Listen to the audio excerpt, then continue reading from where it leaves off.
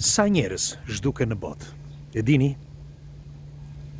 Ju pyes, sa njerëz zhduken në gjithë botën gjatë gjithë vitit? Çdo vit po flas. Ky është argument mjaft delikat, por është edhe sensi i vetjetës, sepse kështu do kuptojmë se në çfarë bote jetojmë. Kush është këtu rastësisht e ti bëj like faqe si që jemi sërish, më falni që e them gjithmonë, por dikush dhe harron dhe është këtu rastësisht ndoshta. Dhe unë ju falemderit që jemi për këtu bashkë. E dini se sa njerëz humbasin në gjithë botën? Tani po ja u tregoj.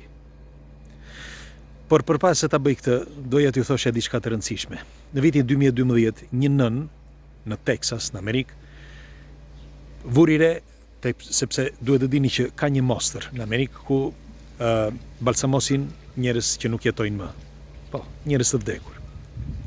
Dhe sepse njeriu nuk kompet me asgjë, kështu që ka dëshirë të shikojë këto gjëra. Dhe i balsamosin në një forum të çuditshme. Dhe nëna sapo e pa kujtoi se ishte djali i saj, por nuk mund ta besonte sepse ishte humbur. Kishte humbur djali dhe ajo nuk mendonte që mund të ishte aty.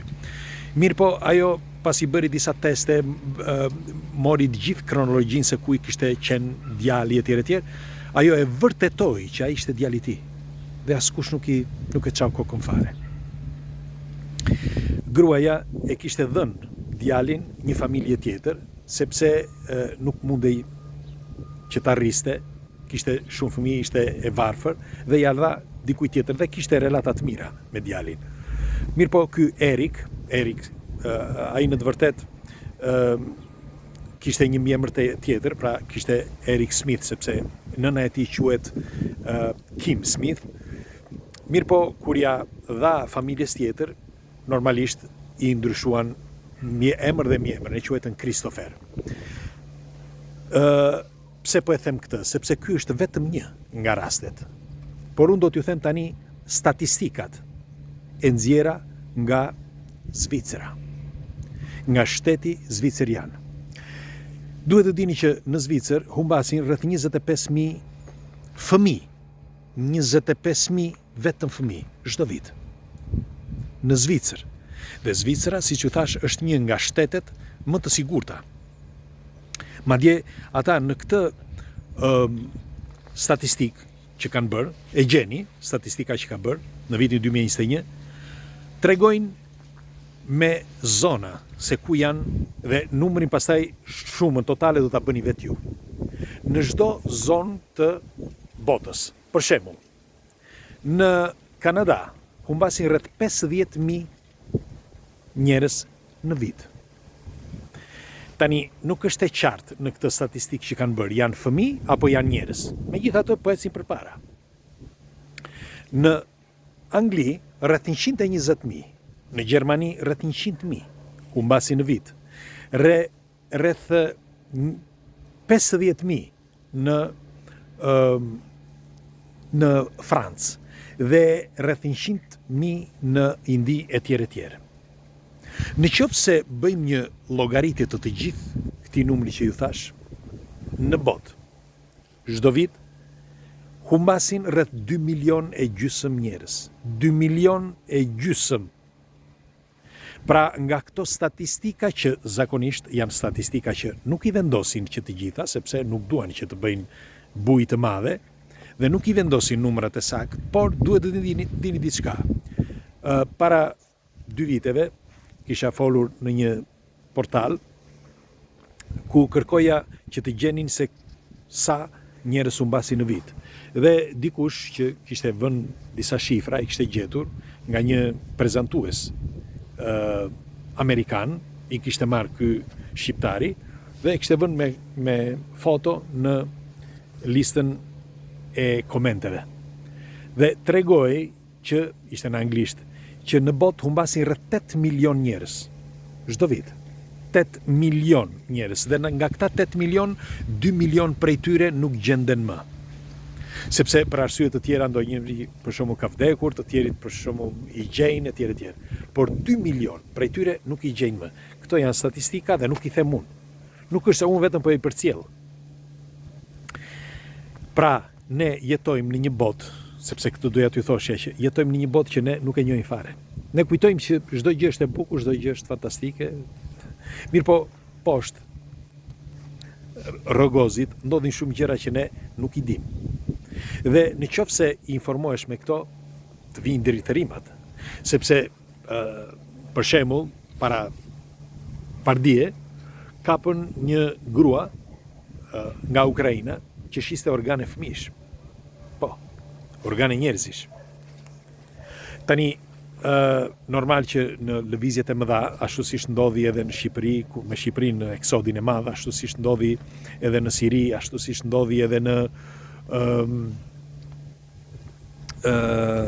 Amerikën Latine, apo siç po ndodh tani edhe me popullin afrikan, në gjatë këtyre momenteve tranzit ose tranzitore, ndodhin edhe probleme të tilla, sepse është njeriu, vetë njeriu që i shkakton këto. Sepse ata që bëjnë bizneset e mëdha, normal që në qoftë se do ketë njerëz që i shesin, ata i blejnë. Sepse paraja bën çdo gjë. Paraja e bën qorrin që të shikojë. Paraja e bën me mecin që të flas. Paraja e bën të varfrin që të bëhet i pasur. Dhe të pasurin e bën të varfër nëse ti heq parat. Pra, paraja ose pushteti bën çdo gjë. Dhe doja t'ju thosha me këtë që ne, për shembull, ne kemi, falë Zotit, nuk ka shumë raste në trojet shqiptare, por kemi një rast, për shembull, kam lexuar disa herë të një vajze Valbona, dhe edhe të 2-3 të tjerëve që nuk dua t'ju them emra tani, por që flitet akoma sot, ende sot flitet sepse janë raste të rralla. Por sa më shumë ecet përpara dhe aq më shumë shtohen këto gjëra, në vend që të paksohen. Dhe unë këtu doja që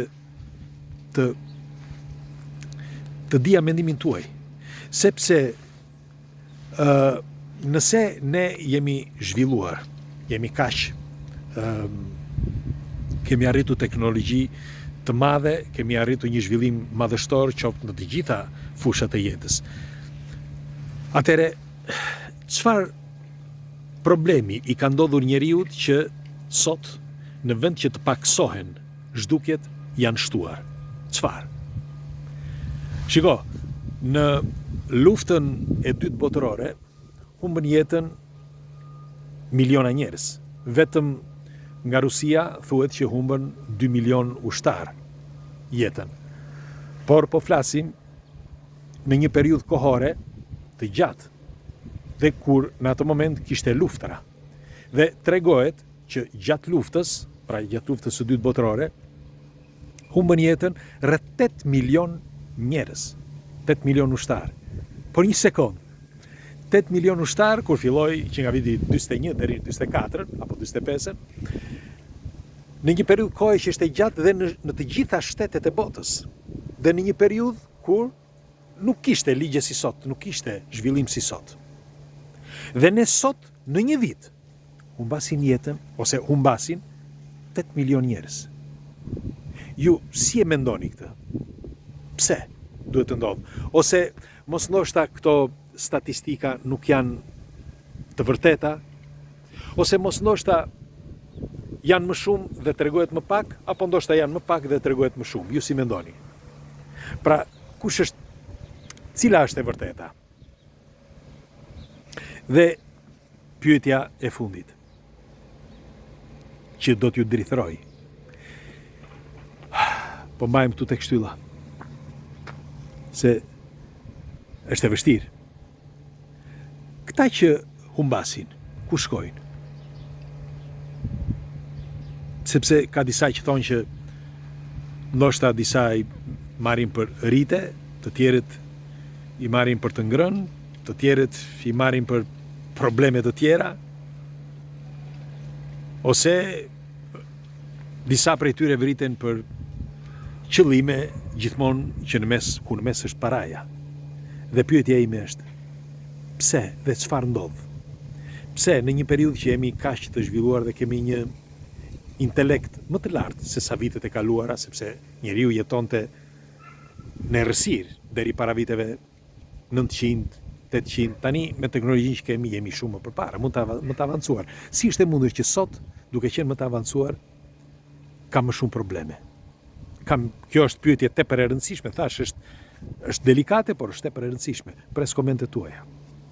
Pres komentet tuaja dhe le ta diskutojmë, sepse është një argument që prek jo vetëm gjithë botën, po secilin prej nesh. Ditën e mirë, kalofsh një ditë bukur.